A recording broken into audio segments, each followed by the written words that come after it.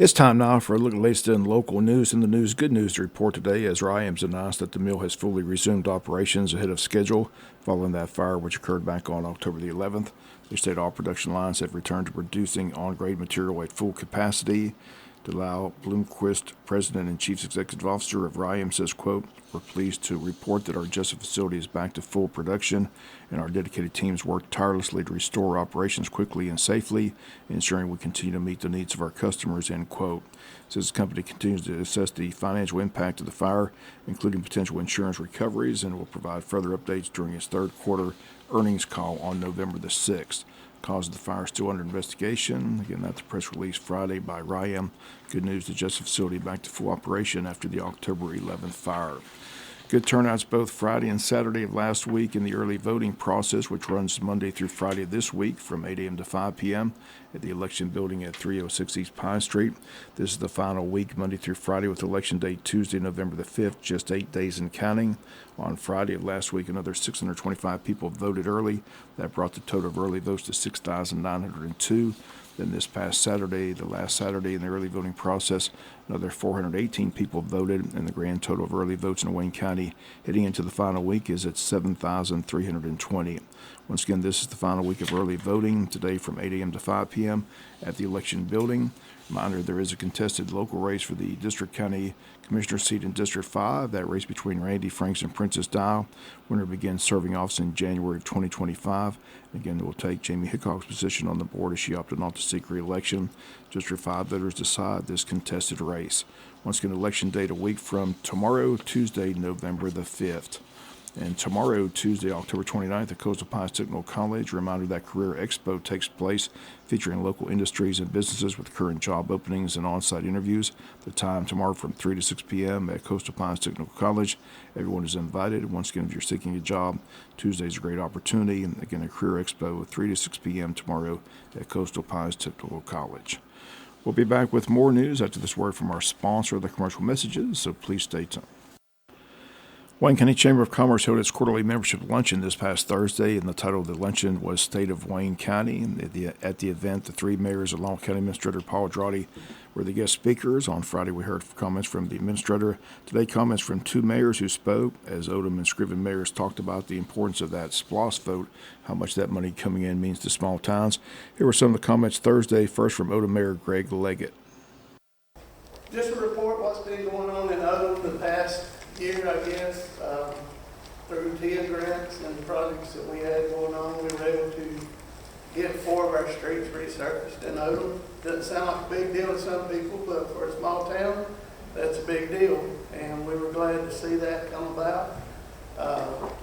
We also got a nice sized grant to redo our sewage treatment.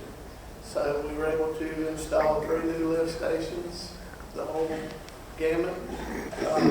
We're actually in the process right now of redoing our sewage treatment facility. So we are grateful that there are grants out there for small cities. Mr. Weaver probably can attest to this. The funding that some of the larger cities may enjoy, the smaller cities, we just have to get by with what we got. And I'm going to attest to what he said. I'm thankful that we were able to continue to SPLOST. Because I had told people before the election, I said, okay, you know, people were on the fence about should we vote for SPLOST or should we not. And I'm going to say, well, I'm going to go ahead and tell you, if you don't, Odom is going to have to go into standby mode, into self-preservation, and you will not see very many more things happening in Odom if it does not pass. Unless we jack property taxes higher and everything else is going to become higher in Odom. I said, the SPLOST funding really helps the small towns. It is a great thing that we're able to tap into and use to continue to do projects in our town. So we are thankful that it did pass. And once again, those comments of Odom Mayor Greg Leggett. Also speaking of the event was Scriven Mayor Jason Weaver. He had these comments at the event. I've never been more thankful for the people investing in our city. We've had quite a few more step up to the plate, and we've got some good things coming too that I'm very, very proud of. We've increased our number of families that have chosen to come there and raise children. We've increased young business owners who are betting on starting their business in Scriven, and you know, probably some of them moving on up, but it's a great place to start. Our teachers, our principal's a homegrown guy right there. We're so happy to watch the progress of people from Scriven grow in Scriven and stay in Scriven. I kind of wish, you know, we did that all in all of our agencies, but sometimes we don't. And as well as our city workers who serve our citizens daily. We can't thank them enough. We can't thank all of you for SPLOST approvals. That's we're able to build. We're going to be able to build 2 new updated playgrounds in Scriven at our recreation areas with a walking track, so families can get out and enjoy, you know, being outside again. I think this ain't even wrote down, but I think we learned one thing from this storm. We had 14 days with no power, and I had families literally tell me that, thank you for not losing water. We can live without the power. We couldn't live without the water. But it was the best thing that happened to our family, and this was multiple families, because I was able to sit on the front porch with my kids and have a conversation and them not looking at the phone or playing the game. And we were able to talk, and we were able to walk around, and we were able to feed families again. So, you know, I told them, I said, well, you know, sometimes God knows what we need, so that's what He gives us. But people ask me all the time, what's it like to be the mayor? Ralph, probably Greg, they'll tell you the same thing. Sometimes it's a tough job. It's real tough. There's hard challenges every day that you have to tackle. It don't matter how small or how big your city is. You won't get far if you try to work alone. You got to have a good team, you got to have good partners, and you got to have a visionary mind. Because And again, those some comments of Mayor Jason Weaver, the mayor of Scriven. Also speaking of the event was just Mayor Ralph Hickox. We'll bring you some of his comments on Tuesday's newscast. Again, the event Thursday at Coastal Bicycle College, the state of Wayne. Georgia Attorney General Chris Carr will be in Jesup, Wayne County this Wednesday. The first event will be held at the Jesup Train Depot at 10 a.m. He'll meet with local law enforcement, but public invited to attend, and meet the Attorney General. After the meeting in Jesup, he'll be in Scriven at City Hall at 11:30 for a meet and greet, and then the public again invited to that event. Then he heads to Patterson, Georgia, as one of the guest speakers at Stephen Meek's annual event, Peanuts, Pies, and Politics. That runs from 12 noon to 1:30 at Mossy Pond Lodge.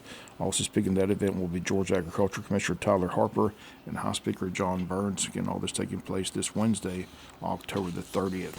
State School Superintendent Richard Woods will be in Odom Elementary tomorrow at 10:30 a.m. as they'll be presenting achievement banners to 4 schools in Wayne County: Wayne County High School, Arthur Williams Middle School, Martha Puckett Middle School, and Odom Elementary. Program begins tomorrow at 10:30 a.m. Odom Elementary receives one for growth in 5th grade math, Wayne County High School growth in reading, Martha Puckett Middle School growth in 6th and 8th grade reading, Arthur Williams Middle School with growth in 8th grade math. Again, the state school superintendent in time tomorrow at Odom Elementary at 10:30 a.m. We'll be back with some final news notes after this word from our sponsor of the commercial messages, so please stay tuned. Final notes and news: Halloween parade hosted by the Ultimate Women's Club is going to take place this Halloween Day, Thursday, October 31st at 4:30 p.m. in downtown Jesup. This is the club's 51st annual Halloween parade. Lineup takes place behind the insurance company, or Jesup Insurance Company in Jesup. Everyone invited to participate. Several prizes will be handed out, along with a lot of candy to give out. Prizes for the scariest costume, cutest, most original. Once again, the date, October 31st at 4:30 p.m. Trick-or-treat hours have been set for the county. Again, the Halloween night is set for 6 to 8 p.m. Wayne County High School is hosting a trunk-or-treat event this Friday at JC Stadium before the Friday night football game against Ware County. The event will be held from 5 to 7 for kids 10 and under in a costume. And with the costume, they can get into the football game free with a paying adult. School clubs, churches, businesses, community groups will all be on hand to set up to hand out candy and local goodies this Friday. There'll be prizes for best displays and most jacket spirit.